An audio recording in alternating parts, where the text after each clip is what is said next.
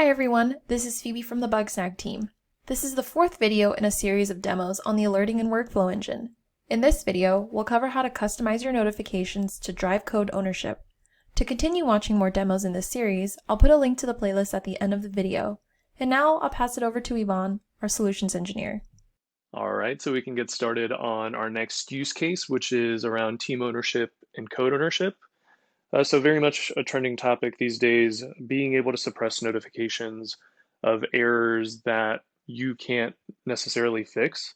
There are a lot of organizations that have maybe a single app, but 5, 10, 20 different product teams that all contribute to that same code base.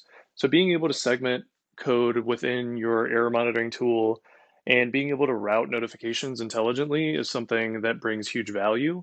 We want to give engineers a tool to know and trust that every time that they receive an alert, it's something that they can actually take action on.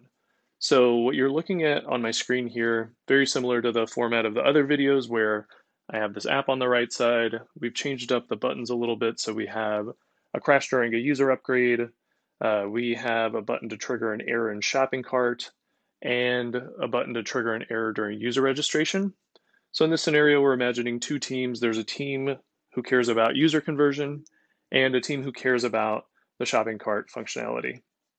So you'll see in the Bugsnag inbox that I've already triggered these three errors.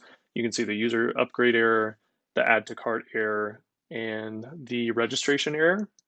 So the way that most teams are doing this today is either through custom metadata, very similar to how you can segment based on subscription type, but the environment is really helpful. So in this case, maybe the user conversion team cares about any error where the error context contains user.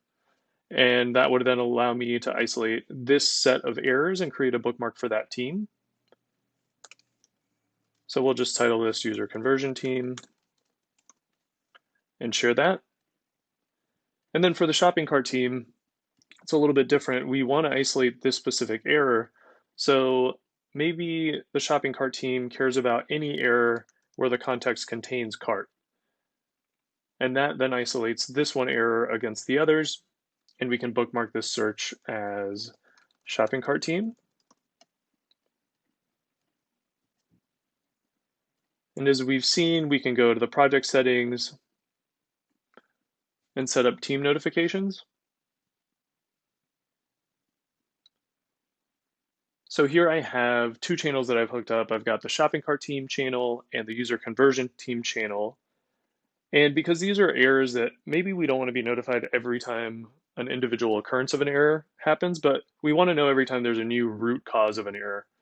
So being able to choose this option of notify me when a new error occurs based on the bookmark, so in this case, the shopping cart team. And then we can go and configure the same for the user conversion team. So every time a new error occurs, and we'll do that for the user conversion team. So we can go back to the inbox. I'm going to delete these errors so that the errors that we trigger will be considered new error groups. And we'll open up Slack and we'll trigger an error during the user registration. And you'll see that the user conversion team just got notified that there was an error in code that they own.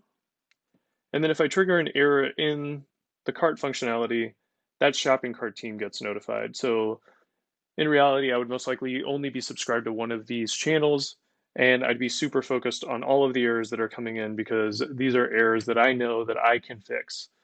So that's the effort that we're making to create tools that allow your teams to function more smoothly.